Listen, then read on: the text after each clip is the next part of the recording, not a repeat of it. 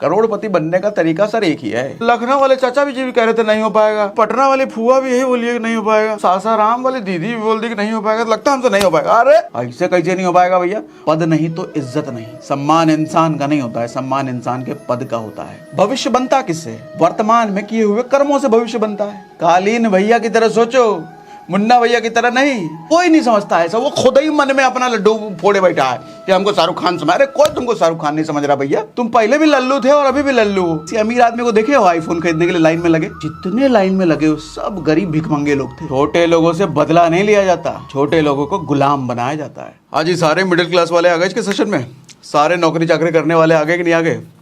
आज स्पेसिफिकली नौकरी करने वाले, मिडिल क्लास वाले, बेसिकली बहुत सारे आज आपके बुद्धि खोलने वाला हूँ। ऐसी बहुत सारी बातें करने वाले हैं, आज आपका दिमाग खोल के रख दूंगा मैं। मगर उससे पहले एक वाक्य से शुरू करता हूँ। वाक्य कहानी मिर्ज़ापुर देखो ना, पहला वाला वेब सीरीज़, उसी से बताता हूँ। होता ये है कि मुन्ना भैया किसी का मर्डर करके आते हैं। अच्छा, मर्डर करते हैं तो उनको पता चलता है कि एक वकील ने केस अपने हाथ में लिया है, तो मुन्ना भैया पूरा लोडेड गन वन के साथ जाते हैं वकील को धमकाने के लिए। और वहाँ जाकर के देखते हैं क्या गुड्डू भैया और बबलू जो है उन्हीं के बेटे हैं। तो वकील को धमकाते हुए देख करके गुड्डू भैया से रहा नहीं गया, भैया जवान बेटा इसे कैसे सहले, बॉडी वॉडी बना रहे हैं। दिए मुन्ना भैया उनके सारे चमचों को तोड़ ताड़ करके। अब मुन्ना भैया मुंह बना करके घर पहुँचे तो उनके बाबूजी कौन? कालीन भैया, जो शहर के सबसे बड़े डॉन, शहर के सबसे बड़े खतरनाक वाले आदमी। अब सोच के देखो, इतने खतरनाक आदमी जो पूरे शहर का बाप है, उसके बेटे को किसी ने ऐसे कूट दिया बुरी तरीके से। आप होते उस जगह पर तो क्या करते? गुस्से में लाल पीला एकदम मारने पीटने के लिए निकल जाता उसको। लेकिन वो आदमी देखो सर, बुद्धि और ताकत का कॉम्बिनेशन कैसा होता है ये अगर सीखना है ना, तो मिर्ज़ापुर के कालीन भैया के कैरेक्टर को ढंग से ऑब्जर्व करो, पूरा देख कर। आदमी बुलाया दोनों को, गुड्डू भैया और बबलू को, दोनों को अपने घर बुलाया। अच्छा देखो, घर जब आ गया है तो चेहरे पर गुस्सा नहीं है, बिल्कुल शांत, ऊपर से और नीचे ऑब्जर्व कर रहे हैं, बात कर रहे हैं। तुमको पता था ये हमारे लड़के हैं जिसको तुम धोए हो? बोला हाँ। अच्छा ठीक है। गुस्सा अंदर भरपूर है लेकिन चेहरे पर जरा भी नहीं दिख रहा है। फिर पूछते हैं दोबारा ऐसा हुआ तो क्या करोगे? वो गुड्डू भैया कहता है दोबारा फिर मारेंगे। तो बातचीत करते करते कालीन भैया ये समझ गए कि ये अल्लड़ है, ताकत तो भरपूर है, और दूसरा वाला बबलू भी समझ में आ गया, वो बुद्धि से भरपूर है। तो अब ऐसे आदमी से बदला लेने का सही तरीका क्या होता है, वो कालीन भैया से सीखो। क्या करते हैं वो? एक तीर से तीन शिकार करते हैं। वहाँ समस्या देखो कितनी बड़ी बड़ी क्या क्या थी सामने। वकील ने केस लिया हुआ है और उसको दोनों बेटे सामने खड़े हैं, ठीक है। वो चाहते तो दोनों को मौत घाट उसी वक्त उतार सकते थे, कर सकते थे ना भैया, शहर का डॉन है, कौन क्या कर लेता। लेकिन किया क्या उन्होंने? तीन शिकार। पहला शिकार वकील को निपटा दिया। कैसे निपटाया? दोनों को अपने यहाँ काम पर रख लिया। समझदार है ही, ताकतवर है ही, गुंडाई कर लेगा, तो दोनों को अपने यहाँ काम पे रख लिया। दूसरा रहा मुन्ना भैया, तो मुन्ना भैया को धोया था ना, तो मुन्ना भैया का गुलाम बना दिया दोनों को, मतलब ईगो सेटिस्फाई भी हो गया भैया। तीसरा क्या काम किया? अपना धंधा पानी बढ़ाने के लिए दो को बंदा भी मिल गया उसको, दो आदमी भी मिल गया उसको। एक तीर से तीन शिकार। और जब वापस चले गए, हालांकि मुन्ना तो मंदबुद्धि, उसको थोड़ी पता था कि बाबूजी ने कैसा खतरनाक डिसीजन लिया है। मुन्ना कहता नहीं आप में गलत किया आपने उन दोनों का काम पर रख करके, हम उसे बदला लेंगे। तब कालीन भैया क्या कहते हैं, ध्यान से सुनो। कालीन भैया कहते हैं अरे बेवकूफ़, छोटे लोगों से बदला नहीं लिया जाता, छोटे लोगों को गुलाम बनाया जाता है। जिसने तुम पर हमला किया, आज के बाद वही लोग तुमको जी उजूरी करेंगे, सलाम ठोकेंगे, वो गुलाम है तुम्हारे। लेकिन मुन्ना भैया अल्लड़ मंदबुद्धि कहाँ समझे। देखो सर, ताकत एक ऐसी चीज़ है ना, अगर मंदबुद्धि के हाथ लग गया तो वो अपना ही विनाश कर देगा। जैसे मुन्ना भैया पूरे वेब सीरीज में आपने देखा, हर बार अपना अपना करता रहता था वो। लेकिन ताकत अगर बुद्धि वाले आदमी के पास है, फिर तो वो बाप है सर, फिर वो सबका बाप है। अच्छा, अब सवाल ये उठता है कि मिडिल क्लास वाले सेशन में, ये नौकरी वालों के सेशन में ये बात हम क्यों कर रहे हैं सर? ये बात इसलिए कर रहे हैं सर, हर आदमी देखो रौब जमाना चाहता है, इज्जत कमाना चाहता है, लोग जी हुजूरी करें। तो मैं ताकत कमाने का सही तरीका इसको समझता हूँ, इज्जत कमाने का सही तरीका। आपके गली मोहल्ले में, आपके यहाँ पर जो सब्जी भाजी वाले होते हैं, रिक्शे वाले होते हैं, जिनसे आप अक्सर लड़ते रहते हो 5 रुपए के लिए, धनिया एक्स्ट्रा दो, धनिया एक्स्ट्रा नहीं दे, कैसे नहीं दे, है, रिक्शे वाले से 5 रुपये की लड़ जाते हो, चौकीदार जरा सा गेट लेट से खोला उससे लड़ जाते हो, करते हो ना ऐसा। सर इन लोगों को ना 5-10 रुपये एक्स्ट्रा देते रहो। जैसे रिक्शे वाले को 10 रुपये हुआ उसको 15 दे दो, सब्जी वाले का 20 रुपये हुआ उसको 25 दे दो, 30 दे दो। चौकीदार को जब गए 5-10 रुपये उसको पकड़ा दिए, होगा इससे क्या मालूम, दिन रात सलाम ठोकेंगे वो लोग।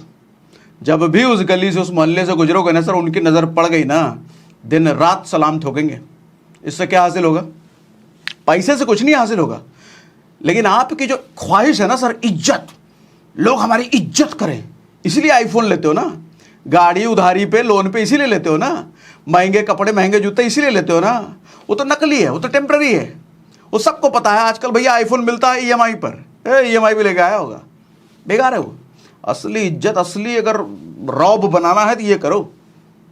उससे होगा क्या सर, कभी आपका कोई दोस्त यार, कोई रिश्तेदार, पता चला आपके ससुर जी आए और देख रहे हैं, सलाम भैया, सलाम भैया, सलाम भैया, सलाम प्रणाम भैया कर रहे हो, क्या इज्जत बनेगा भाई साहब। जिस गली से गुजर रहे हो वहाँ सारे लोग आपको प्रणाम सलाम ठोक रहे हैं। ऐसा भौकाल आईफोन से बन पाएगा? ऐसा भौकाल मर्सिडीज भी खरीद लो, फॉर्च्यूनर भी खरीद लो, तब भी बन पाएगा? ना बन पाएगा चाचा। तो भौकाल बनाने का ये सब तरीका होता है सर। आपको भौकाल ही तो चाहिए। देखो मिडिल क्लास वाले बेचारे तरसते रहते हैं भौकाल के लिए किसी तरीके से, और भौकाल के बनाने के चक्कर में वो लोन में दब जाते हैं।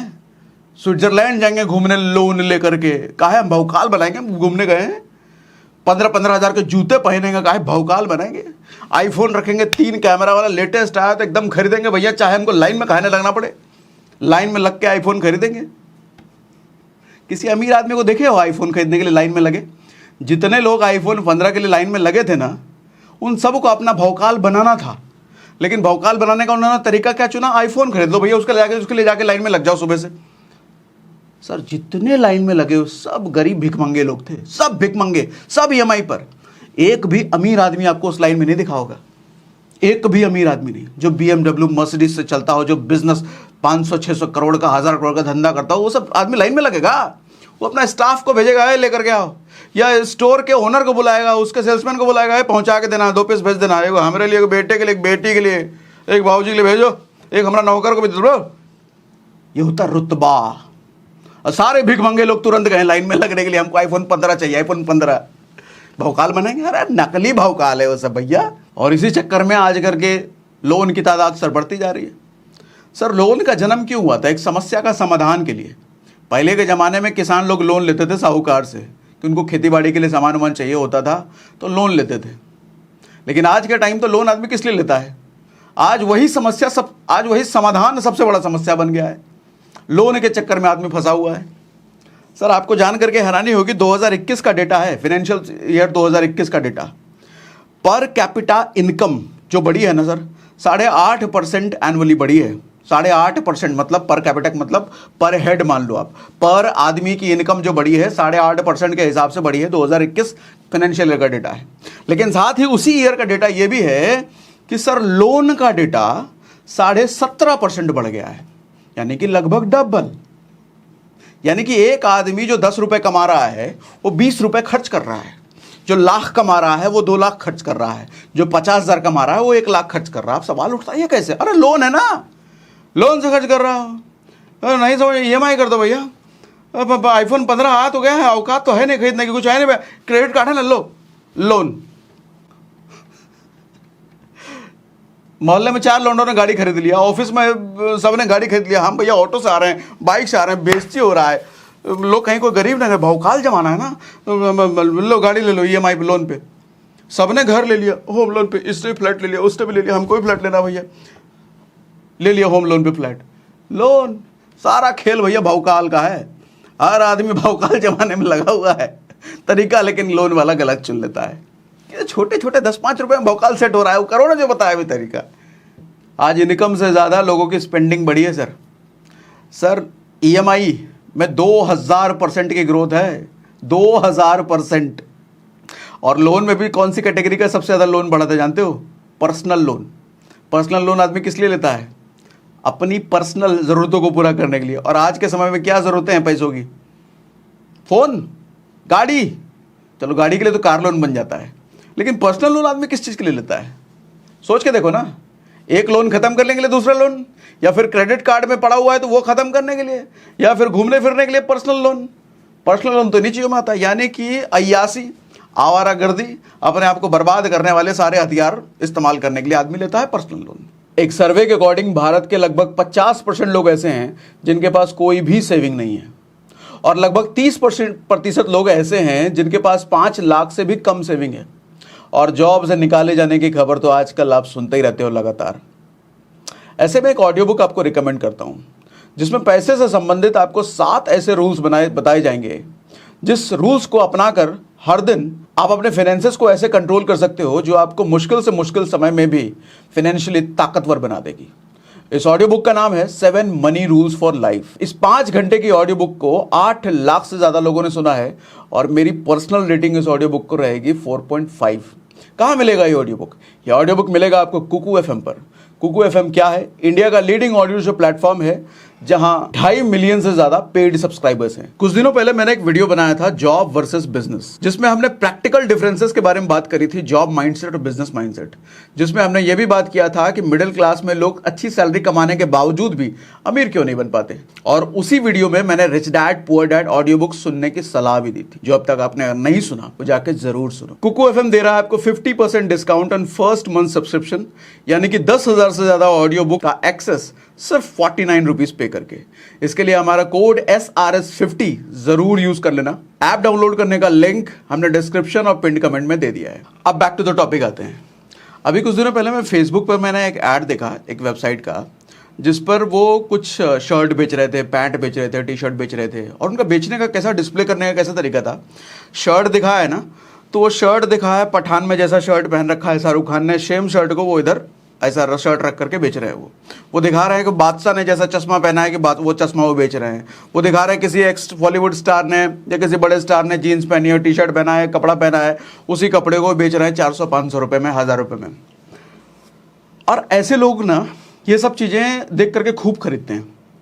इसके पीछे का साइकोलॉजी समझना सर। इस तरह का वेबसाइट बना करके जो बेचते हैं उनकी साइकोलॉजी क्या है, वो क्या दिखाना चाह रहे हैं कि भैया ये जो शर्ट हम तुमको बेच रहे हैं ना, यही शर्ट शाहरुख खान ने पहनी थी। उस बेवकूफ़ को ये नहीं समझ आ रहा कि वो 400 रुपये की शर्ट शाहरुख खान ने पहनी होगी।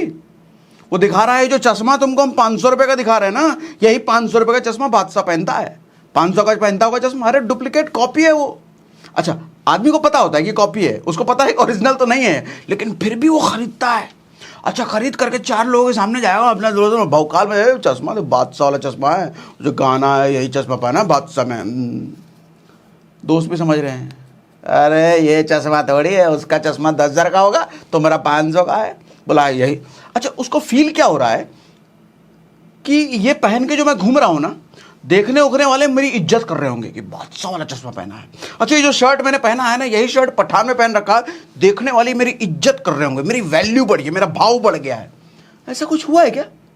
कोई नहीं समझता ऐसा। वो खुद ही मन में अपना लड्डू फोड़े बैठा है कि हमको शाहरुख खान समझ। अरे कोई तुमको शाहरुख खान नहीं समझ रहा भैया, तुम पहले भी लल्लू थे और अभी भी लल्लू हो, और ये सब हरकत करके और लल्लू बने की हरकत करते हो, लल्लू ही रह जाओगे।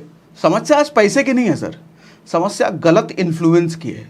वो गलत चीज़ों से, गलत तरीकों से इन्फ्लुएंस होते हैं सर। शाहरुख खान अगर उस तरीके का जगमगिया शर्ट पहन रहा है ना, उसका मतलब है अपने आप को स्टाइलिश दिखना, क्योंकि लोग देखेंगे उसको पर्दे पर, उससे उसका धंधा बढ़ेगा। वो धंधे का पार्ट है उसका। आपका जगमगिया शर्ट पहनना धंधे का पार्ट है क्या? बादशाह अलग अलग अगर मोटा मोटा भांगड़ा भांगड़ा चश्मा पहनता है तो उसका पर्पस भैया अच्छा दिखना, गाना ज़्यादा चलेगा, धंधा बनेगा उसका। आपका कोई मतलब है? आप तो अपना पैसा खराब कर रहे हो सब में पैसा लगा करके। सर, आज महंगाई की स्पीड के बारे में कुछ पता है आपको? एक आम आदमी की जो नौकरी की जो सैलरी है ना सर, उससे कहीं ज़्यादा स्पीड आज के समय में महंगाई की है। जैसे फॉर एग्जांपल मेडिकल एक्सपेंसेस के ले लो, दवाई का खर्चा, हॉस्पिटल का खर्चा। सर, हर साल 15% के रेट से महंगाई बढ़ रही है मेडिकल रिलेटेड चीज़ों में। यानी कि 6 साल में मेडिकल के एक्सपेंसेस हो गए डबल। अब मुझे आप बताओ, आपकी सैलरी जॉब में क्या 6 साल में डबल हो जाएगी? अच्छा, अगर डबल हो गई सच में, तो इसका मतलब आपकी ग्रोथ हुई, ऐसा नहीं है। आप मेडिकल एक्सपेंसेस के बराबर है, मतलब महंगाई बराबर चल रही है आपके, ग्रोथ नहीं हुई है। अगर 6 साल में आपकी सैलरी डबल हो गई तो। लेकिन हकीकत तो ये है सर, 3-3 साल 4-4 साल तक लोगों की सैलरी बढ़ती ही नहीं है, कॉर्पोरेट में काम कर चुका हूँ, देखा है ना मैंने। मैं तो जंप मार लेता था, कंपनी स्विच कर देता था। एक कंपनी में रहूंगा, ज़्यादा से ज़्यादा 10% मिलेगा, दूसरी कंपनी में जाऊंगा 30% मिलेगा, जंप, कंपनी चेंज। सर मैं जॉब के खिलाफ नहीं हूँ, लेकिन मैं इस चीज़ के खिलाफ हूँ कि ज़िंदगी भर नौकरी में पड़े रहना। अरे निकलो यार। मैं तो फिर भी मैंने ज़्यादा नौकरी कर ली, 9 साल मैंने नौकरी करी सॉफ्टवेयर इंजीनियर। बाद में समझ में आया ना, पहले जिस तरह का मैं बता रहा हूँ मुझे किसी ने बता दिया होता तो मैं तो 2-3 साल में निकल लेता अपना, लेकिन करते करते समझ में आया सर 3-3 साल तक अगर आपकी सैलरी नहीं बढ़ रही है ना, तो इसका मतलब सिर्फ 3 साल में मेडिकल एक्सपेंसेस 45% आगे बढ़ गया। पहले साल 15% मेडिकल बढ़ा, आपकी सैलरी वहीं। दूसरे साल फिर 15% बढ़ा, आपकी सैलरी वहीं। तीसरे साल फिर 15% बढ़ा, आपकी सैलरी वहीं। 45% मेडिकल एक्सपेंसेस भाग गया और आपकी सैलरी वहीं। मतलब आप अगर 10 रुपए की चीज़ खरीदने जाओगे सर 45% उसकी वैल्यू बढ़ चुकी है, और आपको को महंगाई बढ़ गया, अरे हमारा सैलरी में पूरा नहीं हो रहा। कहाँ से होगा भैया, कहाँ से होगा? महंगाई, देखो समस्या महंगाई की नहीं है, महंगाई तो सदियों से बढ़ती आ रही है और आगे भी बढ़ती रहेगी। समस्या आपके इनकम की स्पीड की है सर। जिस तरीके से जो स्पीड है आपके इनकम की, सर आप रियल एस्टेट में देखो, प्रॉपर्टी में देख लो, कार में देख लो, बाइक में देख लो। अभी हमारे यहाँ ऑफिस में काम करने वाला एक स्टाफ स्प्लेंडर लेकर के आया है, ऑफिस बॉय है। तो स्प्लेंडर देखा मैंने भी टेस्ट ड्राइव लिया। तो उससे मैंने जब कीमत पूछी ना, मालूम स्प्लेंडर की कीमत कितने में लेके आया वो? मुझे क्या लगा स्प्लेंडर होगा भैया 50-55 हज़ार का होगा, लेकिन सर स्प्लेंडर की कीमत आज के समय लाख रुपए है, लाख रुपए से ऊपर। अच्छा 50-55 रुपये की, मुझे याद है 2004-05 में मेरे पापा ने खरीदा था स्प्लेंडर, तो उस वक्त शायद हमने 35,000 या 40,000 का खरीदा था, शायद 45,000 का खरीदा था। तो मुझे लगा आज 50-55 हज़ार रुपये हो गया होगा, लेकिन भैया लाख रुपए का स्प्लेंडर हो गया है। सर जो गाड़ी 5 लाख रुपए की बिकती थी, आज के समय वो 12 लाख, 13 लाख, 14 लाख की हो गई है। सर प्रॉपर्टी के रेट्स देख लो, जो घर रेंट देख लो, फ्लैट्स की कीमत देख लो, जमीन की कीमत देख लो। आज बहुत सारे लोग नौकरी पेशे वालों में तो हाथ खड़े कर दिया, भैया हमारी तो औकात ही नहीं है। लेकिन बैंक वाले चला गए ना, कहते कोई बेटा बात नहीं बेटा, तुम्हारी औकात नहीं है ना, हम है ना, ले ले लोन ले ले। क्या चाहिए तुमको? गाड़ी ले ले, कार लोन। क्या चाहिए तुमको? घर ले ले, होम लोन। क्या चाहिए तुमको? आईफोन चाहिए, ले ले, पर्सनल लोन। क्या है, रोज का खर्चा पानी करने के लिए कुछ भी चाहिए, ले ले, क्रेडिट कार्ड ले ले। बैंक स्मार्ट है ना, आप उनके लिए सर धंधा बनाने का जरिया हो और कुछ नहीं। यही सब करके तो बैंक से अमीर होते हैं और आप दिन ब दिन गरीब। इस जंजाल में आप ऐसे ही तो फंसते हो। हर कोई जाल फेंक रहा है आपके ऊपर और आप उन जाल को एक्सेप्ट कर रहे हो, जाल में एकदम लिपटे पड़े हो और कहेगा हमारा अमीर का है, हम कैसे अमीर होंगे? ना कैसे होगा भैया, नहीं होगा ना ऐसे। कालीन भैया की तरह सोचो, मुन्ना भैया की तरह नहीं। मुन्ना भैया की सोचोगे जिंदगी भर मुन्ना भैया जैसे परेशान वैसे ही रहोगे। हर 20 साल में गेम बदल जाता है सर पैसे का, हर 20 साल में। हर 20 साल में पैसे की वैल्यू 1/10 हो जाती है।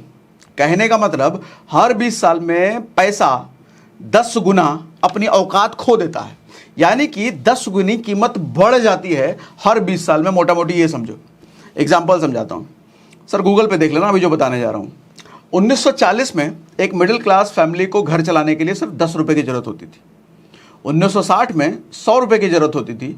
1980 में यानी अगले 20 साल बाद सर कितना, 1,000 रुपये में एक मिडिल क्लास का घर चल जाता था। उसके 20 साल बाद 2000 ईस्वी में सर 10,000 रुपये में एक मिडिल क्लास का घर चलने लग गया। और आज उससे 20 साल और आगे बढ़ो, 2020 सर हम देखते हैं 1 लाख रुपए कमाने वाला मिडिल क्लास की लाइफ ही जीता है। सर इसी तरीके से हम 2040 पे जाएं और तो कितना पैसा चाहिए होगा सर? 10 लाख रुपए महीना चाहिए होगा मिडिल क्लास को सरवाइव करने के लिए। सर 2040 से 20 साल और ऊपर जाओ, 2060 सर 1 करोड़ रुपए चाहिए सरवाइव करने के लिए। हर महीने का खर्चा पानी अच्छे से चल जाए, मिडिल क्लास वाली जिंदगी कट जाए, उसके लिए सर महीने का 1 करोड़ रुपए चाहिए होगा। यानी कि आज जो औकात 1 लाख रुपए की है, यही औकात 2060 में 1 करोड़ की होगी। आप में से बहुत तब तक तुम रिटायर हो चुके होंगे। अरे रिटायर तो हो चुके होंगे, लेकिन जिंदा तो रहोगे, बाल बच्चे तो कमा रहे होंगे, और आप SIP करके सोच रहे हो करोड़पति बन जाएंगे 2060 में, रिटायर होने से करोड़पति। अरे मैं भी बताता हूँ SIP करो, लेकिन SIP करके ही करोड़पति बना जाए सर, उस करोड़ की वैल्यू कुछ नहीं रहेगी ना। आज क्या रहेगी? सर एक ही तरीका है सर करोड़पति बनने का, और करोड़पति बनना आज में है। 2060 में करोड़पति बने तो कुछ नहीं बने। क्या बने? कुछ नहीं बने, सर्वाइव ही करोगे बस। करोड़पति बनने का तरीका सर एक ही है, कमाई बढ़ानी पड़ेगी, और कोई जरिया नहीं है। महंगाई बढ़ना कोई भी समस्या नहीं है सर, महंगाई सदियों से बढ़ती आ रही है और सदियों तक बढ़ती रहेगी। आप रोतले पीटते इसलिए रहते हो क्योंकि आपकी इनकम की स्पीड कम है। सर दो कारण हैं, मिडिल क्लास वाले पुअर क्लास बनते जा रहे हैं, और आज अगर नहीं बने हैं तो कल पुअर बन जाएंगे।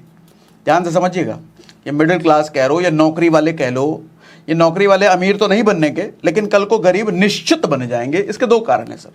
पहला कारण इनकम के बढ़ने की स्पीड, जिस गति से नौकरी वालों की स्पीड बढ़ती है, नौकरी वालों की इनकम बढ़ती है, उससे कहीं तेज फेरारी की स्पीड से महंगाई बढ़ती है, तो बेचारे वो पैसे पीछे ही छूट जाते हैं। दूसरा कारण है सर हाई एक्सपेंस।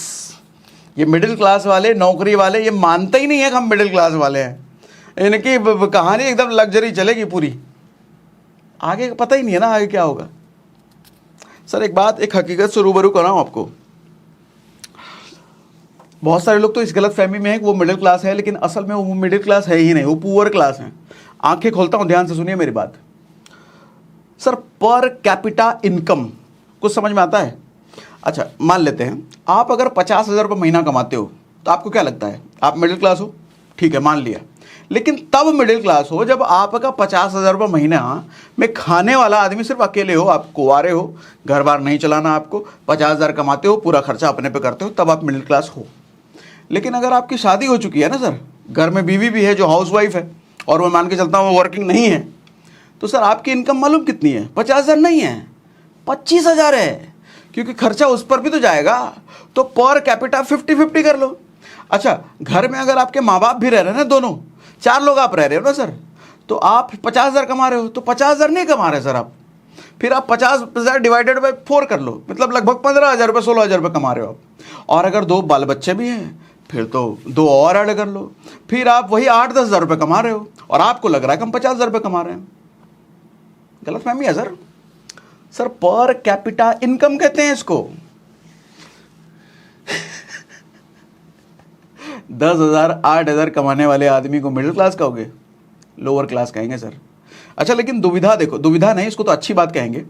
जो आदमी लोअर, सच में लोअर क्लास है ना, वो असल में इनकम मिडिल क्लास वाली मेंटेन कर रहा है। कारण क्या है?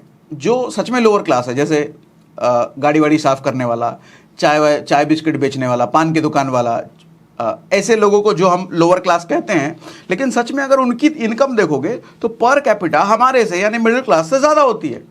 अगर उनके वहाँ पे 4 परिवार में 4 लोग हैं, पता चले चारों परिवार कुछ ना कुछ करता है। बेटा कहीं मिठाई की दुकान पे काम कर रहा है, बाप जो है गाड़ी साफ कर रहा है, माँ जो लोगों के घर में बर्तन साफ कर रही है, और छोटी बेटी जो है वो माँ के बर्तन साफ करने में हाथ बटा देती है। मतलब चारों के चारों कमा रहे हैं। और अगर हम मान लें कि सर पर हेड 20,000 रुपये भी कमा रहा है, तो 20 चौके 80,000 कमा रहा है वो। समझना बात को। 50,000 कमाने वाला आदमी सर, काम मेड जो रखा हुआ है अपने यहाँ पे, सर उस मेड के परिवार वाले उस मालिक से ज्यादा कमा रहे हैं। बात ये बन रही है। इसीलिए चांसेस आर हाई कि ये जो पुअर क्लास वाले हैं जल्द ही मिडिल क्लास में शिफ्ट। अच्छा एक और फायदा है उनको टैक्स भी नहीं देना, सारा कैश में लेन देन है उनका सैलरी बैंक में तो आता नहीं है आपकी तरह, तो सारा कैश में लेन देन है। गवर्नमेंट को पता ही नहीं हो कितना कमा रहे हैं, तो भैया वो टैक्स भी बच गए। और आपको तो टैक्स भी देना है, जिस स्लैब में हो 10%, 20%, 30% के हो, तो आपका तो टैक्स भी जाएगा। मतलब आपका काटने के लिए हर कोई तैयार है भैया। बैंक पहले काट लेगी आपको EMI लोन वोन दे करके, उसके बाद आपकी कंपनी काटेगी टैक्स लेकर के, कंपनी सरकार जो भी कह लो। और चारों तरफ एडवर्टीजमेंट, आईफोन आ रहा है, स्टीव जॉब्स उधर यूट्यूब पे भांग बुम भम बुम कर करके आप में इतना उत्तेजना जगा देता है कि अगले दिन सुबह जाकर के आप लाइन में लग जाते हो iPhone 15 के लिए। आप चारों तरफ से कट रहे हो भैया, कटाई हो रही है पूरी भरपूर तरीके से, और आपको पता ही नहीं है। और आपको जब तक पता चलेगा 40-50 साल की उम्र में, तब कोई रास्ता ही नहीं बचेगा आपके साथ। सर कभी सोचा है कि रिटायरमेंट के बाद जिंदगी कैसी होगी इस तरीके से अगर चलता रहा तो? समझाता हूँ, थोड़ी देर विजुअलाइज कराता हूँ। अभी मैं अपने गांव गया था बिहार में, तो अपने जेठा भाई के साथ में बैठा था। जेठा भाई समझते हो, पापा के जो बड़े भाई होते हैं, तो उनके साथ जब मैं बैठा, मैं अक्सर बैठता हूँ, जो ओल्ड एज लोग होते हैं उनके साथ बैठता हूँ, मैं समझता हूँ कि ज़िंदगी कैसे होती है। हर एज ग्रुप के लोगों के साथ में बैठता हूँ समझने के लिए। देखो हमारी ज़िंदगी इतनी बड़ी तो है नहीं कि हम हर चीज़ खुद ही एक्सपीरियंस से सीखें, दूसरों के एक्सपीरियंस से जो सीख ले वो समझदार है, और मुझे लगता है मैं थोड़ा समझदार हूँ, तो मैं बैठता भी हूँ और अच्छा भी लगता है, सीखने को मिलता है। तो मैं उनसे बात कर रहा था, वो रिटायर्ड है, वो कॉलेज में जॉब करते थे और अभी रिटायर्ड है। तो मैं उनसे पूछ रहा था कि जेठा वो बताइए कि ये रिटायर होने के बाद लाइफ कैसी है, क्या फ़र्क पड़ जाता है, बोर नहीं होते क्या, काम करने के लिए कुछ है नहीं, टीवी भी देखते रहते हैं, बैठे रहते हैं या घूमते फिरते रहते हैं, बोर नहीं होते क्या। तो वो जो जवाब दिया ना उन्होंने, मैं हिल गया, मैं सोच करके, मुझे लगता होगा ये तो बोर होते होंगे, परेशान होंगे लाइफ से अपने रिटायर होने के बाद। क्योंकि मैं अपने आप को देखता हूँ कि मुझे अगर भैया काम करने को ना मिले हफ्ते भर तो मैं तो दिमाग खराब हो जाएगा, खाली कैसे बैठा जाए भैया। लेकिन उन्होंने क्या जवाब दिया कि देख बेटा बात ऐसा है, अभी जो मैं ज़िंदगी जी रहा हूँ ना रिटायर होने के बाद, ये मेरा बेस्ट मोमेंट है लाइफ का। जब तक मैं नौकरी करता था एक वो लाइफ था, और रिटायर होने के बाद जो ये लाइफ है ये बेस्ट है। कारण क्या है, अभी रिटायर होने के बाद मुझे पेंशन आता है, और पेंशन इतना आता है जो कि पूरा घर मेरा आराम से उस पेंशन की वजह से चल जाए। हालांकि बेटे हैं, बहू हैं, सब कमा हुआ रहे हैं, लेकिन उस पेंशन की वजह से इतना पेंशन है कि पूरा घर चल जाए। तो अभी अगर घर में हम बैठे भी हैं ना, तो पूरा परिवार हमारी इज्जत करता है, जहाँ जिसको जो ऑर्डर देते हैं वो मिलता है। लेकिन मान लो अगर मेरा अभी पास में कोई इनकम नहीं होता, तो हम अपने ही परिवार के लिए बोझ बन जाते। भले ही मेरा परिवार हो सकता है मुझे बोझ मानता नहीं मानता, लेकिन मैं अपने मन में अपने आप को बोझ मान लेता, और उसकी वजह से मैं दिन ब दिन डिप्रेशन में जाता जाता, चिंता में जाता जाता, मेरी खुशी मरती चली जाती, और मौत जो 10 साल बाद आनी है वो 10 साल पहले आ जाती, और बीमार होके मरते। अभी खुश क्यों है, पूरा घर उसी तरीके से इज्जत करता है और ज़्यादा इज्जत करता है। ऑफिस में रहते थे तो इतना ऑर्डर नहीं चला पाते थे, घर में रहते तो पूरा ऑर्डर चलाते हैं, बहू बच्चे बेटे सब पे ऑर्डर चलाते हैं, और ऑर्डर हर कोई मानता है। उसका एक बड़ा कारण है सर, इनकम आ रही है सर, साइकोलॉजिकल रीज़न है। बाबूजी अगर घर में बैठे हैं ना, मेरी बात को देखो अदरवाइज मत लेना, ये बात सच है। आप कितना भी प्यार करो अपने माँ बाप से, ये बात कहीं ना कहीं आज के टाइम में लागू हो जाती है। बाबूजी अगर घर पे बैठे हैं ना और सोर्स ऑफ इनकम नहीं है, हाँ मान सकता हूँ आपके साथ ना हो सर, लेकिन 90% घरों में ऐसा है, लोग ऐसा करते हैं। खाली बैठे बूढ़े ना बोझ लगने लग जाते हैं, बेटे को लगे ना लगे बहू को ज़रूर लगने लग जाते हैं। तो ऐसे में ना सर ज़िंदगी उनकी नर्क बन जाती है। वो अपना दर्द अपने बच्चे से शेयर नहीं कर सकते, बहू से तो शेयर कर ही नहीं सकते, पोते पोती तो छोटे हैं, वो क्या समझेंगे। तो ज़िंदगी नर्क से भी बदतर होती चली जाती है सर। बीमार होते हैं, पता चले डायबिटीज़ हो गया, दवाई नहीं है घर में, लेकिन बेटा नहीं ला के देगा क्योंकि भैया बहू ने रोक रखा है उसको। मैं किसी को ऐसा नहीं है कि बहू को बुरा कह रहा हूँ, लेकिन सच्चाई तो यही है ना, नर्क बन जाती है सर। लेकिन अगर पैसा आ रहा है फिर आदमी अच्छे से रहता है, खुशी खुशी। अब मैं क्यों बता रहा हूँ ये चीज़ें सर, आप में से ज़्यादातर, मैं डायरेक्टली ऐसा नहीं कह रहा कि आप ही की हरकत है, ज़्यादातर लोगों की जो हरकत है, ये जो अय्यासी नौकरी की सैलरी पर ईएमआई पे लेके करते हैं, आपको लगता है कि 60 साल की उम्र में कुछ आप बचा पाओगे? और जो भी बचेगा, जो पैसे की महंगाई की जो स्पीड है उसके बराबर आपका पैसा रह जाएगा। अगर आपकी सेविंग आज बढ़ते बढ़ते उस समय तक 2060 तक 1 करोड़ भी बन रही है, तो सर उस 1 करोड़ से आपके परिवार का उस वक्त 1 महीने का राशन पानी चलेगा, बस। उस 1 महीने में वो 1 करोड़ खत्म। क्या करोगे? तो यानी कि उस वक्त भैया अगर आज जो 1 करोड़ की औकात है, उस वक्त तो मुझे लग रहा है शायद 10 करोड़ की, अगर 10 करोड़ है 20 करोड़ है तब जाके वो 1 करोड़ की औकात होगी, शायद ज़्यादा। तो क्या कुछ ऐसा कर रहे हो कि उस वक्त आपके पास 10 करोड़ 20 करोड़ या 100 करोड़ हो? सोचिए सर, सोचिए। अभी होता क्या है ना, आदमी देखो जब रिटायर हो जाता है ना, उसकी इज्जत कम हो जाती है अगर उसके पास इनकम नहीं है। अभी हुआ है मेरे साथ, एक वाक्य हुआ था। मैं किसी कॉलेज में गया था as a chief guest, as a motivational speaker मैं गया था वहाँ पर उस कॉलेज में। और वहाँ पर जिस यूनिवर्सिटी में वो कॉलेज था, वहाँ पे एक्स वाइस प्रेसिडेंट भी आए थे। एक्स वाइस प्रेसिडेंट बोलते हैं, कुछ बोलते हैं, वाइस प्रेसिडेंट ही बोलते हैं क्या, मैं वो टाइटल भूल गया। मतलब पूरी यूनिवर्सिटी को जो लीड करते हैं उसको क्या बोलते हैं यार, वाइस प्रेसिडेंट बोलते हैं, कुछ और बोलते हैं, आप कमेंट में लिख के बताना क्या बोलते हैं। तो वो आए हुए थे, तो उन्होंने स्टेज पर से ही मेरे पर कमेंट दाग दिया। कमेंट क्या करा उन्होंने, आजकल तो लोग मोटिवेशनल स्पीकर्स को भी सुनते हैं, हमारे ज़माने में तो हमने कभी मोटिवेशनल स्पीकर को हमारी सुनने की जरूरत ही नहीं पड़ी। स्टेज पर उन्होंने सबको सुना रहे थे, लेकिन मुझे समझ में आ गया ये मेरे पे कटाक्ष कर रहे हैं। अच्छा, इस कटाक्ष का कारण समझो सर जरा। मैं उनसे उम्र में बहुत छोटा, retired VC, sorry vice chancellor, university के रिटायर्ड वाइस चांसलर। हाँ, नौकरी चाकरी में क्या होता है ना सर, आदमी की इज्जत नहीं होती है, आदमी के पद की इज्जत होती है सर। चाहे आप वाइस चांसलर ही क्यों ना हो, जिस दिन से रिटायर हो गए ना, इज्जत पानी गया तेल लेने। अब कोई काहे को इज्जत करेगा, काहे को सलाम सर, प्रणाम सर, जी sir, good morning sir, good morning काहे करेगा सर? आपसे कुछ मिलना थोड़ी है। पहले तो मिलता था ना, आप अगर किसी से नाराज हो गए तो दिन खराब हो जाएगा उसका। अब कोई फर्क ही नहीं पड़ता, अब कोई आपकी उस तरह की इज्जत करता ही नहीं है।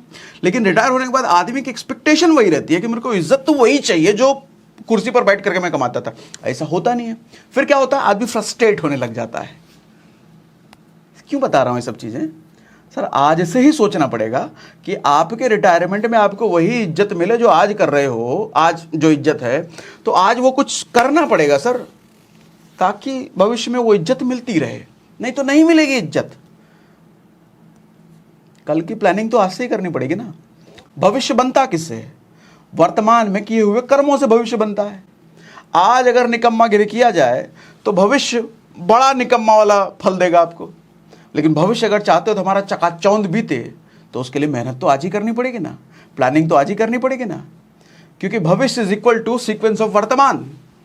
क्या अंग्रेजी बोली मैंने मतलब वर्तमान के समय में जैसा जीवन हम जीते हैं उसी से तो हम अपना भविष्य बनाते हैं। यस। अब बात यह आती है कि सर प्रॉब्लम तो बहुत बता दी आपने, इसका सॉल्यूशन क्या है? सॉल्यूशन बड़ा कॉमन सा है सर। आप जानते हो अमिताभ बच्चन जो एक टाइम पे जब फ्लॉप चल रहे थे ना, उस टाइम पे जब केबीसी में उनको आने की जरूरत पड़ी थी सर, जब स्टार बन के वो छाए हुए थे पूरी इंडस्ट्री पे, तो दुबई में एक कुछ तो अवार्ड फंक्शन होता था। उस अवार्ड फंक्शन में कई सालों तक अमिताभ बच्चन को फ्रंट की रो दी जाती थी, फ्रंट सीट पर वो बैठते थे। लेकिन जब फ्लॉप होने लग गए ना लगातार, अमिताभ बच्चन को सबसे पीछे की सीट दी जाने लगी। मतलब क्या है सर? पद नहीं तो इज्जत नहीं। सम्मान इंसान का नहीं होता है, सम्मान इंसान के पद का होता है। इस भ्रम में ना रहना कि सम्मान आपका हो रहा है। दरअसल पद, समय, इंसान इस गुरूर में रहता है कि मेरी इज्जत है जिंदगी भर, लेकिन वो भूल जाता है तुम्हारे पद की और तुम्हारे समय की इज्जत है। बोलते तुम नहीं हो दोस्त, बोलता तुम्हारा समय है। बोलते तुम नहीं हो, बोलते तुम्हारा पद है। जिस दिन इस दोनों ने साथ छोड़ा, तुम बोलते रह जाओगे लेकिन दुनिया सुनेगी नहीं। सॉल्यूशन क्या है सर? सर सॉल्यूशन है, इसका पहला सॉल्यूशन देखो मैं बताता हूं, 4-5 सॉल्यूशन बताता हूं। पहला सॉल्यूशन ये है कि इन्वेस्टिंग माइंडसेट डेवलप करो। इन्वेस्टिंग माइंडसेट क्या होता है? मैं नहीं कहता कि दिन में हमेशा इन्वेस्ट करते रहो, इधर इन्वेस्ट करो, इधर इन्वेस्ट करो, एसआईपी करो, म्यूचुअल फंड करो, स्टॉक मार्केट, इससे फालतू जिंदगी नहीं चलती है। इन्वेस्टिंग माइंडसेट का मतलब जो भी कमा रहे हो ना सर, जिस भी जगह पे पैसा खर्च कर रहे हो, चाहे कपड़े खरीदने में, राशन पानी खरीदने में, घूमने फिरने में, जिधर भी, सब करना है, सब जरूरी है, ऐसा नहीं कुछ छोड़ देना है, सब करना है। लेकिन पैसा देते वक्त ना हमेशा ध्यान में ये रखो, आपके दिमाग में ये चलना चाहिए, ये मेरा इन्वेस्टमेंट है, स्पेंडिंग नहीं है, ये मेरा इन्वेस्टमेंट है। अच्छा, इन्वेस्टमेंट का मतलब क्या होता है? रिटर्न कुछ मिलेगा। मैं अगर किसी भी जगह पे पैसा दे रहा हूँ, चाहे मूवी देखने के लिए, चाहे कपड़े खरीदने के लिए, चाहे राशन पानी लेने के लिए, चाहे कुछ इलेक्ट्रॉनिक गैजेट खरीदने के लिए, उसके बदले मेरे को क्या मिल रहा है, ये हमेशा सोचना शुरू करो सर। अगर बदले कुछ नहीं मिल रहा, सिर्फ फोकासी करने के लिए, भौकाली मचाने के लिए हम पैसा दे रहे हैं, तो मत करो। अच्छा, भौकाल मचाने के लिए छोटा मोटा खर्चा 10-20 रुपये चल रहा है, तो जैसा शुरुआत में बोला था वो चलता है। लेकिन मोटा मोटा 1.5 लाख रुपए ईएमआई पर हम फोन उठा रहे हैं ना, फिर बेकार है सर। एक इन्वेस्टर ऐसा कभी नहीं करेगा।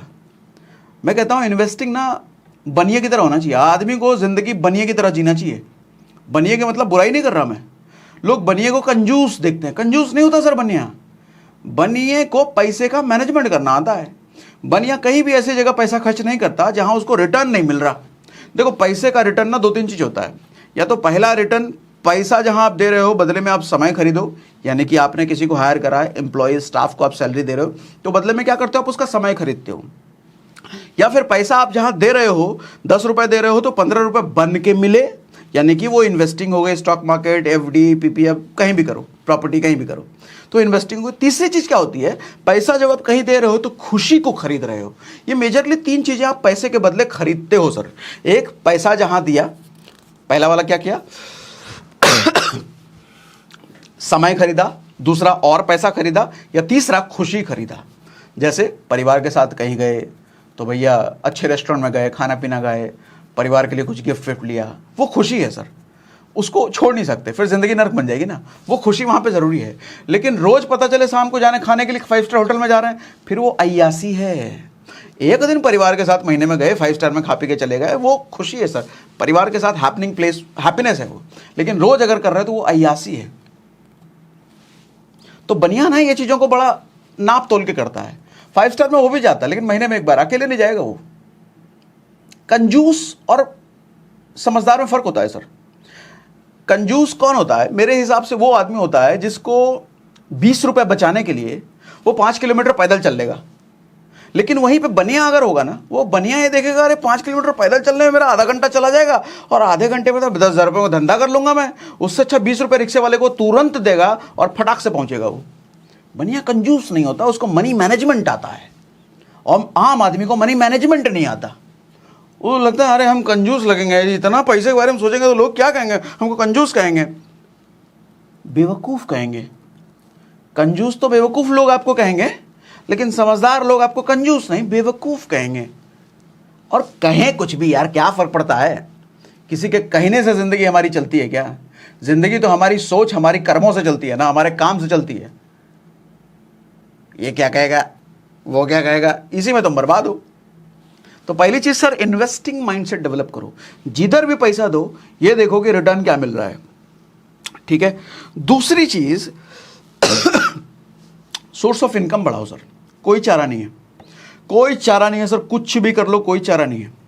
नौकरी चाकरी करो ठीक है, लेकिन 2-3 साल में फ्री हो जाओ नौकरी से, उससे ज़्यादा साल नौकरी का नहीं करने का सर। सर एक आदमी आपको दुनिया में बहुत अमीर नहीं दिखेगा, सुंदर पिचाई का एग्जांपल फिर मत लेना, बोल देता हूँ, एक्सेप्शन इज ऑलवेज देयर। एक आदमी आपको नहीं मिलेगा सर, नौकरी करते करते वो बिलियनियर बन गया। प्लस नौकरी के साथ साथ ये भी कहूँगा, अगर पढ़ाई लिखाई कर रहे हो या अपने आपके बाल बच्चे पढ़ाई लिखाई कर रहे हैं, ज़्यादा पढ़ाई लिखाई में फोकस मत करो सर। पढ़ाई ज़रूरी है, शिक्षा ज़रूरी है, लेकिन वो कॉलेज वाली, स्कूल वाली, जो डिग्री वाली पढ़ाई होती है ना सर, उस पढ़ाई से वो ज़िंदगी में कुछ नहीं करने वाला सर। 90% लोगों को आप देखोगे, जो सफल लोग हैं, जो अच्छा काम कर रहे हैं ज़िंदगी में, उनका काम उनके पढ़ाई से संबंधित है ही नहीं। मतलब ग्रेजुएशन में जो पढ़ाई उन्होंने करी थी, आज जो सफल हैं वो अपने ग्रेजुएशन की पढ़ाई की वजह से नहीं है। ज़िंदगी में धक्के मुक्के खा खू करके उन्होंने सीखा और वह जो सफल हैं। कुछ लोग हैं, सुंदर पिचाई जैसे एग्जाम्पल फिर ले लोगे आप, मैं एक्सेप्शन इज ऑलवेज देयर कह रहा हूँ। समझ रहे हो मेरी बात? समझ में आ रही है मेरी बात? अगर मेरी बात समझ में आ रही है तो मुझे कमेंट बॉक्स में लिख के बताओ, यस समझ में आ रहा है सर, मजा आ रहा है, मजा आ रहा है, मजा आ रहा है, समझ में भी आ रहा है, मजा भी आ रहा है, ऐसा लिख करके बताओ तो। सर तीसरी चीज, बेइज्जत होने के लिए तैयार रहो। बहुत बड़ी क्वालिटी है सर बेइज्जत होना, बहुत बड़ी क्वालिटी है। गरीबों में नहीं होती, आम लोगों में नहीं होती, नौकरी चाकरी वालों में तो बिल्कुल नहीं होती। राइस माइंडसेट में होती है बेइज्जत करना। जैसे वो मूवी देखी थी ना, वो वेब सीरीज आई थी स्कैम 1995, हर्षद मेहता वाली। उसमें हर्षद मेहता को कितनी बार बेइज्जत किया जाता है। वो पहली बार ब्रोकरेज वाला जॉबर बनने जाता है तो वहाँ उसको बेइज्जत करता है, हे तेरी औकात नहीं है, तेरे बस का नहीं है, सब काम तेरे से नहीं होगा। लेकिन जब जॉबर बना तो जिसने बोला था तेरे बस का नहीं, उसका बाप बन के दिखाया, एक नंबर बन के दिखाया। फिर उसको मन हुआ कि ब्रोकर बनेंगे, ब्रोकरेज कंपनी खोलेंगे, तो लोगों ने क्या कहा, है तेरे बस का नहीं है ब्रोकरेज कंपनी, तेरे को तू कहाँ से चला पाएगा। लेकिन जब खोला तो पूरे मार्केट का बाप बन के दिखाया। फिर लोगों ने क्या कहा, इस कंपनी में ऐसे तू मनी मार्केट में आ रहा है, मनी मार्केट में आता है, तेरे बस का नहीं है, तू उधर ही रहे। फिर जब मनी मार्केट में घुसा, क्या किया, बाप बन के दिखाया। अच्छा एक बार उसको किसी ने बोल दिया था गोल्फ के बारे में, अरे तो तेरे गोल्फ तेरे बस का नहीं है, तू क्रिकेट खेल। गोल्फ जब खेलने लगा तो सबका बाप बन के दिखाया। सर लोगों का काम है आपको बेइज्जत करना, लोगों का काम है ये बोलना कि तू नहीं कर सकता, लोगों का काम है आपको क्रिटिसाइज करना, लेकिन आपका काम क्या है, उसका बाप बन जाना।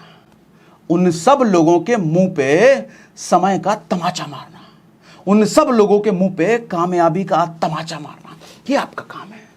लेकिन लोग गलत करते हैं। लोग क्या करते हैं, उन सब लोगों की बातें मान लेते हैं।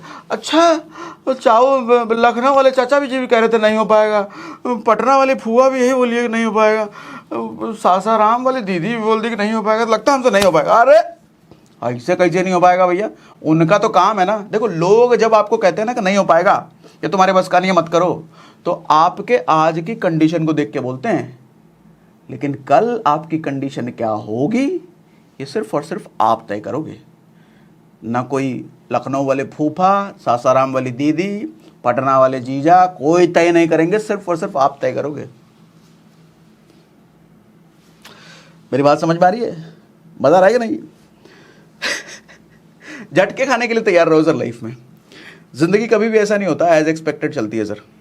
जैसे आपने पार्ट टाइम में कुछ शुरू करा और पार्ट टाइम में शुरू करते ही आपको लगे एकदम ग्रोथ होने लग जाए, ऐसा नहीं होगा। Ups down, up down, up down होगा।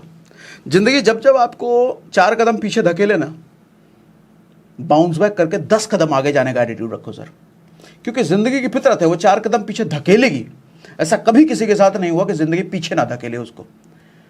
लेकिन जो चैंपियन लोग होते हैं ना, उस 4 कदम के बदले 10 कदम अपने को आगे लेके जाते हैं। हर बार जब जब जिंदगी पटकेगी वो डबल स्पीड से उठते हैं। ये चैंपियंस का एटीट्यूड होता है, और दुनिया में राज सिर्फ ये चैंपियंस करते हैं। आम लोग तो ईएमआई पूरा करने के लिए ज़िंदगी जीते हैं, लेकिन ज़िंदगी पर राज ये चैंपियंस करते हैं। समझे सर? अगला पॉइंट, गलत लोगों का साथ छोड़ो सर। गलत लोगों का साथ, मैं गलत किनको कह रहा हूँ? गुटखा खाने वाले को, सिगरेट पीने वाले को गलत नहीं कह रहा मैं सर। मैं हर उस आदमी को आपके सर्कल में गलत कह रहा हूँ जो आपको ग्रो करने में मेंटली या फाइनेंशियली हेल्प नहीं कर रहा। हेल्प नहीं कर रहा का मतलब ऐसे नहीं आपको पैसा दे रहा, पैसे देने वाला के साथ रहना ऐसा नहीं है। मैं उन सब लोगों के साथ कह रहा हूँ जिनके साथ खड़े रह करके 5 मिनट 10 मिनट बिता करके आपकी लाइफ में कुछ भी वैल्यू ऐड नहीं होता, कुछ भी नया आप सीख नहीं होते, कुछ भी ग्रो नहीं कर रहे होते सर। वो सब आपके लिए जहर है। फालतू बकैती टाइम खराब हो रहा है।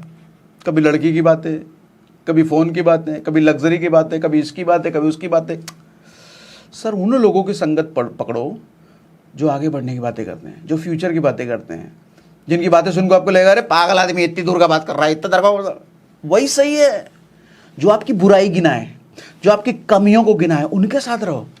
क्योंकि जितना ज़्यादा आपका कोई कमी गिनाएगा, प्रोबेबिलिटी बढ़ गई कि आप उस कमी को ठीक करके बेहतर हो जाओ। लेकिन वो चमारे यार तू तो हमेशा ही हैंडसम लगता है, क्या बोलता है, ऐसे लोग साथ छोड़ दो।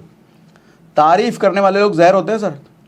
सर खाने में मीठा, चाहे कानों को मीठा, किधर भी मीठा शरीर में जाए, वो नुकसानदेही होता है। गलत लोगों का साथ छोड़ो। संगत आदमी को बनाती है, संगत आदमी को बिगाड़ती है। एसी के फर्स्ट क्लास ट्रेन में, एसी के फर्स्ट क्लास की कीमत सर फ्लाइट के टिकट के बराबर होती है। कभी सोचा है आपने? एक ही ट्रेन में 500 रुपये की टिकट मिलती है और उसी ट्रेन में 5000 रुपये की भी टिकट मिल रही है। सर क्या फ़र्क है? सिर्फ एसी के बदले, एसी तो थर्ड एसी में भी है, तो थर्ड एसी में वो 5000 का टिकट नहीं होता है, थर्ड सस्ता मिलता है। सर क्या फ़र्क है? एक ही ट्रेन में, एक ही जगह पर, एक ही गति, एक ही ड्राइवर चला रहा है, सिर्फ एसी का फ़र्क है क्या? संगत। सर फर्स्ट क्लास में जो बगल में बैठा हुआ आदमी मिलता है ना, वो ये नहीं बोलेगा कि ये बहुत महंगी जगह, मोदी ठीक आदमी नहीं है, राहुल गांधी ने क्या कर दिया, इधर बाबरी मस्जिद तोड़ दिया, इधर राम मंदिर बन रहा है। ये सब नौटंकी वाली बातें नहीं करता वो, धंधे की बातें करता है वो। आगे कैसे बढ़ना है, उसका 10 साल का प्लान क्या है, 1000 करोड़ कैसे पहुंचाना है अपनी कंपनी को, हैं, ये सब बातें करता है वो। और ऐसी संगत की कीमत होती है सर 5000 रुपये। संगत की कीमत कम नहीं होती है सर, बहुत एक्सपेंसिव है। वो धीरू भाई अंबानी का किस्सा तो आप सबने सुना ही होगा। वो 250 रुपये जब सैलरी उनको मिलती थी तो 250 रुपये का वो 5 स्टार में जाते थे चाय पीने के लिए। उस वक्त उनकी सैलरी शायद 300 साढ़े 300 रुपये थी। तो लोग पूछते थे भाई पगला हो गए, 250 रुपये दे करके 5 स्टार देते हो चाय पीने के लिए, चाय तो यहाँ रेडी में पी लो, 1 रुपये मिलता है। तो जवाब में वो कहते थे चाय पीने नहीं जाता मैं, वहाँ पर जो लोग बैठते हैं ना उनकी बातें सुनने के लिए मैं जाता हूँ। संगत बहुत एक्सपेंसिव होता है सर। सड़ियल लोगों के संगत में रहोगे तो उन्हीं जैसे सड़ियल बन जाओगे। अच्छी संगत मिल गई तो जिंदगी संवर जाएगी। अगला पॉइंट, गायब हो जाओ सर।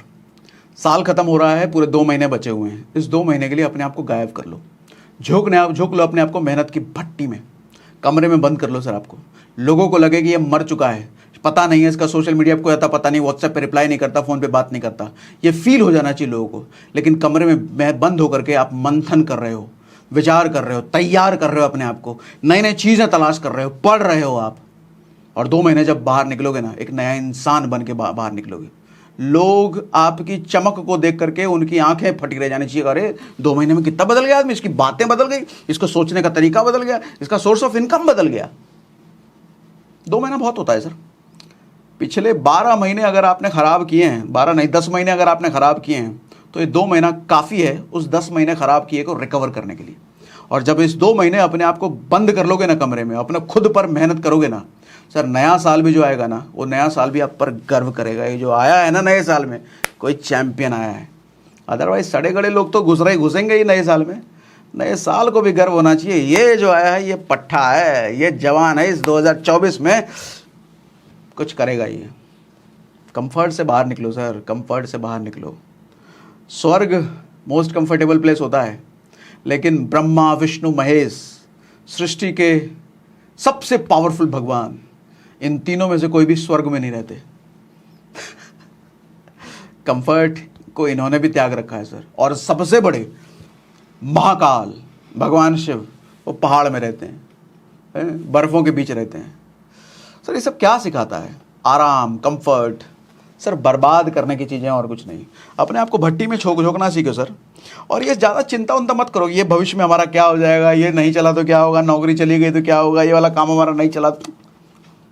सर भगवान जब रात में पेड़ पे बैठे चिड़िया को पेड़ से गिरने नहीं देता, वो चिड़िया सो चुका होता है डाल पर बैठे बैठे, और भगवान उसको गिरने नहीं देता, तो आपको ये कैसे लगता है कि आपका साथ छोड़ देगा भगवान? नहीं छोड़ेगा सर। मेहनत का दामन पकड़े रखो ना, अपने साथ ईमानदार रहो ना, भगवान नहीं छोड़ेगा साथ। तो आज के सेशन में अगर मज़ा आया, कुछ सीखने को समझ में आया, दिमाग की बत्ती अगर चली, तो मुझे कमेंट बॉक्स में लिख के बताओ, तुरंत मज़ा आ गया, मज़ा आ गया लिख के बताओ। और हाँ, कुकू FM डाउनलोड करने का लिंक हमने डिस्क्रिप्शन और पिंड कमेंट में दे दिया है, डाउनलोड कर सकते हो। और मज़ा आया तो जल्दी से मुझे लिख के बताइए।